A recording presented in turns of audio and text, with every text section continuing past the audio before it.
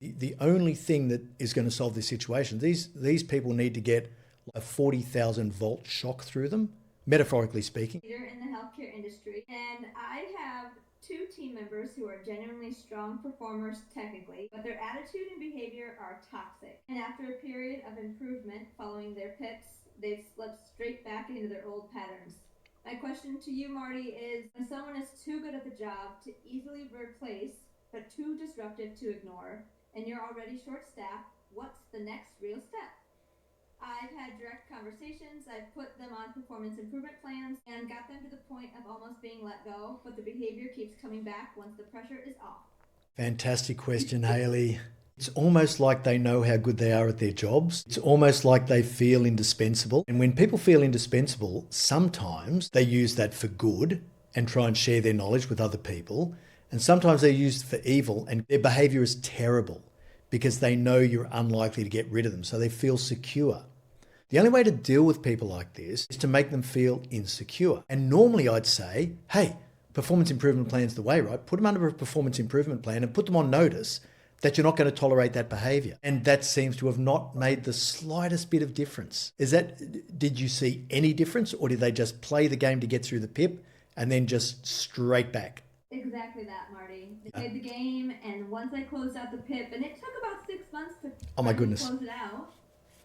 And it was the next month we had a lab meeting, and I had eye rolls and scoffs, and they raised their voice and they yelled, and it was just very disrespectful. Is it directed to you as their leader, or is it directed all around? When I'm there, it's directed towards me, but it's also towards their coworkers and other departments of the hospital. Right. How many people have you got in your team that work closely with these two?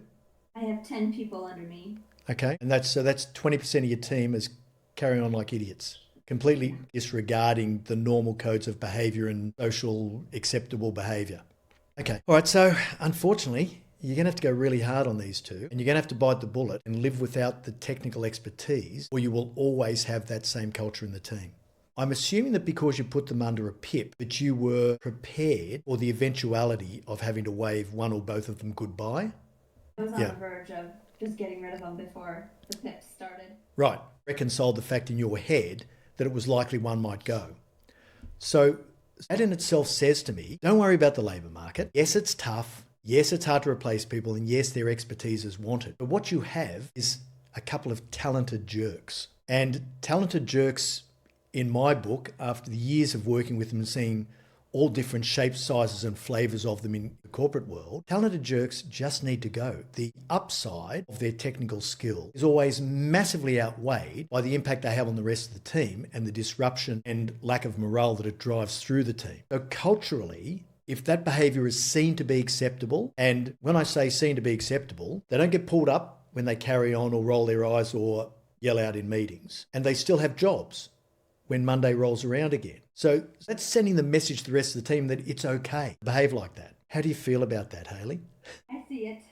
And I know it's a problem. It's just so hard. We waited 4 months to get one applicant for somebody else I had to let go in February. I don't want to put the rest of their coworkers in a tough spot either, and working shorter than we already have been. Which is a genuine consideration, right? But I suspect if you were to ask your team, individually and collectively, how would you feel if I got rid of, I don't know, let's just call him Peter. How would you feel if Peter wasn't here anymore, knowing that it would increase the pressure on you to deliver in a resource-constrained environment? I'd almost guarantee that 80% of them would say, Hayley, do it. Do it now. Don't wait. Now, this is just my interpretation of what's going on, and I don't work in your environment, right? Healthcare, particularly in the US, is highly understaffed, very difficult, complex, skills are short. It's a really difficult field to be in. And it's not like if you don't do your job, you're going to lose a couple of, like people's lives rely on this.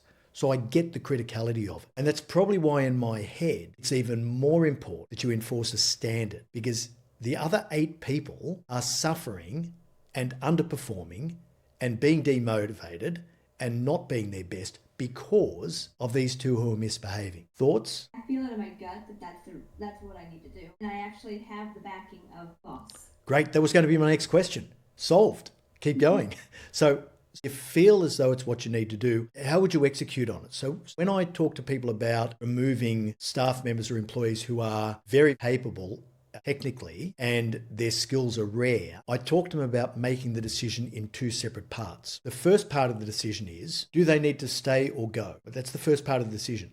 Don't convolute that part of the decision with all the difficulties and complexities of removing and replacing them, because that'll muddy the waters. So the first question is, do they need to stay or go? And if the answer to that is they need to go, then your second question is, how do I execute this to do it at the lowest cost and lowest risk to my employer? So if you break that up into two questions, quite often it makes it a little bit easier to bite that off and chew it.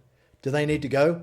Absolutely. That is a no-brainer. If you don't break it up, you go, do they need to go? Well, probably, but it's hard to replace them. But I have an extra load that's going to fall on the rest of the team. And so you end up almost talking yourself out of something that's absolutely obvious because implementation is hard. Does that make sense? Yes, 100%. Because you'll be sitting there thinking, they need to go, but oh my God, how much work's in that for me?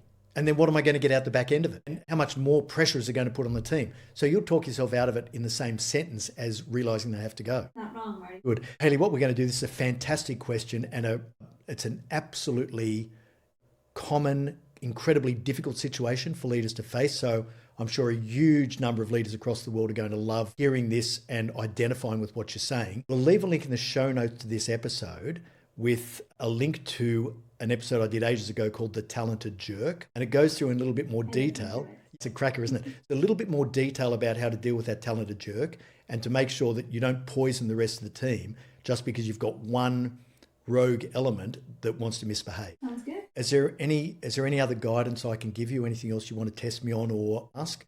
I guess my question was, I met with my CEO, my boss today, and we actually are gearing up to get raises soon, and I had recommended that they either don't get one or they get the lowest number, like the lowest amount. So she recommended give them the lowest amount and explain to them in my planned one-on-ones with them why, and then give them an opportunity to fix their attitudes or make a 360 in the next 6 months, and at the end of the 6 months they can earn the rest of their raise or their 2% or whatever it may be, and they give them that opportunity, but coach them along the way. And if they're willing to listen, then see where we're at in 6 months. But if at any point in time they revert back to being the talented jerk, then call it quits and just be done with it on the spot. What are your thoughts on that? You follow football? Not at all. Not at all? Do you at least know what the expression Hail Mary means? It's throwing a speculative pass in a play that is successful 1 in 100 times and hoping it comes off. She's just giving you a Hail Mary. And I'll tell you why. But the logic isn't bad. Like, she's got good logic and it's a good way to try and gently address the problem and give them another chance. You've given them chances. You've tried everything. You've tried to motivate them. I know you've been a no bullshit leadership listener for a long time. So you'll know that you've done most of the things that would typically work in those circumstances. They're not working. They're not going to work. The only thing that is going to solve this situation, these people need to get like a 40,000 volt shock through them, metaphorically speaking. Don't act on that. We don't want them near high voltage equipment. But the only thing that's going to change them is to have some shock, and that shock will be either termination, no money in the pay rise, and I get her. We'll give them the lowest amount and explain why. But hey, you may as well be hung for a sheep as a lamb.